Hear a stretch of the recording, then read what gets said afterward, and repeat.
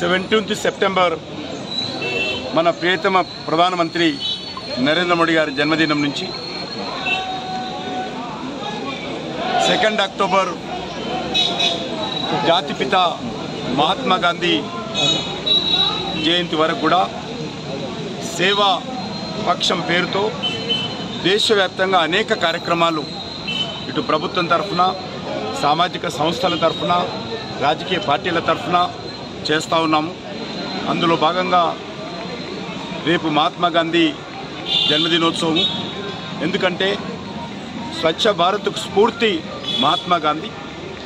స్వతంత్ర సమర పోరాటంలో మహాత్మా గాంధీ గారు ఉద్యమం జరుగుతున్న నేపథ్యంలో కూడా ప్రతిరోజు స్వచ్ఛ భారత్ కార్యక్రమంలో పాల్గొంటున్నప్పుడు ఆ రోజు కొంతమంది పెద్దలు అడిగారు, ఇంత పెద్ద స్వాతంత్ర ఉద్యమం జరుగుతూ ఉంటే మీరు దాన్ని పక్కన పెట్టి స్వచ్ఛ భారత్ ఎందుకు చేస్తూ ఉన్నారు అనే విషయం ప్రశ్నిస్తే, నాకు స్వాతంత్రం కంటే ముందు స్వచ్ఛ భారత్ కావాలి అనేటువంటి విషయము ఆ రోజు మహాత్మా గాంధీ గారు చెప్పారు.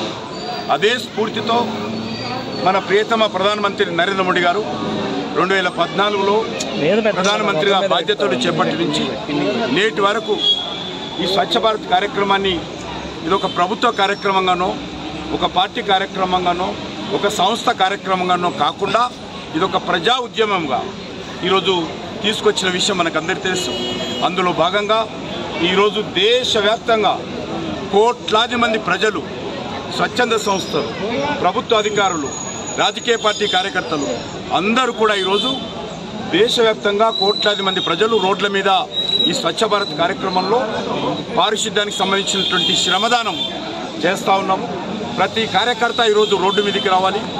ప్రతి కార్యకర్త తమ బస్తీల్లో తమ కాలనీలలో ఈ వారం రోజుల పాటు ఈ శ్రమదాన కార్యక్రమం చేయాలని చెప్పి మరి ఒక దిక్కు భారతీయ జనతా పార్టీ అధ్యక్షులు జగత్ ప్రకాష్ నడ్డా గారు పిలుపునిచ్చారు.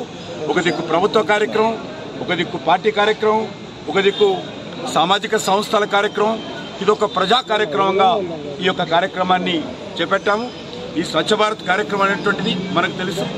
ఈరోజు ప్రాథమిక పాఠశాలలో ఉన్నటువంటి 3వ తరగతి చదువుకున్నటువంటి అమ్మాయిని అడిగినప్పటికీ కూడా, పాపని అడిగినప్పటికీ కూడా స్వచ్ఛ భారత్ అంటే పారిశుద్ధమైనటువంటి చెప్పే పరిస్థితికి ఈరోజు దేశం వచ్చిందంటే మరి స్వచ్ఛ భారత్ పట్ల, పారిశుభ్రత పట్ల, పరిశుభ్రత పట్ల, మన ఆరోగ్యం పట్ల ఎంత ప్రజల్లో మార్పు వచ్చిందో అర్థం చేసుకోవచ్చు. స్వచ్ఛ భారత్ బాగా చేసినట్లే మన పరిసర ప్రాంతాలు బాగున్నట్లయితే ఈరోజు ప్రజల ఆరోగ్యం బాగుంటుంది. ఈరోజు డెంగ్యూతో, మలేరియాతో, అనేక రకాల వైరల్ ఫీవర్స్తో మరి ఈరోజు కోట్లాది మంది ప్రజలు ఏ రకంగా దేశం ఆరోగ్యంగా ఉంటుంది. దేశం ఆరోగ్యంగా ఉంటేనే దేశం అభివృద్ధిలో మనమందరం కూడా కీలక పాత్ర పోషిస్తాము. కాబట్టి సమాజం అంతా బాగుండాలంటే మనం బాగుండాలి, మన ఆరోగ్యంగా బాగుండాలి. మన ఆరోగ్యంగా ఉండాలంటే మన పరిసర ప్రాంతాలన్నింటిని కూడా పరిశుభ్రంగా ఉంచుకోవాల్సినటువంటి బాధ్యత ఏ బస్తీలో ఉన్నటువంటి, ఏ ఖాళీలో ఉన్నటువంటి ఆ యొక్క సిటిజన్ యొక్క బాధ్యత. కాబట్టి అది చైతన్యం తీసుకురావడమే ఈ స్వచ్ఛ భారత్ యొక్క కార్యక్రమం. మేము ఈరోజు ఒక్కరోజు చెత్త తీసినంత మాత్రాన పరిశుభ్రత కాదు. కానీ 2 కార్యక్రమాలు ఎవరైతే స్వచ్ఛ భారత్లో పాల్గొంటున్నటువంటి కార్మికులు ఉన్నారో డిగ్నిటీ ఆఫ్ లేబర్ కింద వాళ్ళని తక్కువ చేసి చూడకూడదు. వాళ్ళు శ్రమదానం చేస్తున్నారు కాబట్టి, వాళ్ళు ఆడవాళ్ళైనప్పటికీ, ఆడబిడ్డలైనప్పటికీ అర్ధరాత్రి 12 గంటల నుంచి వాళ్ళు పనిచేస్తూ ఉన్నారు కాబట్టి మనం ఈరోజు ఆరోగ్యంగా ఉంటున్నాం. మన పరిసర ప్రాంతాలు పరిశుభ్రంగా ఉంటాయి. రోడ్ల మీద చెత్త వేయడం ఆపాలి. ఎక్కడైతే నిర్దేశించినటువంటి ప్రాంతంలోనే చెత్త వేయాలి. మన ఇంటికి వచ్చినటువంటి వాలంటీర్కే చెత్త ఇవ్వాలి. కానీ కొంతమంది చెత్త రోడ్ల మీద వేస్తున్నారు. ఇది ప్రజల్లో మార్పు రావాల్సినటువంటి అవసరం ఉంది.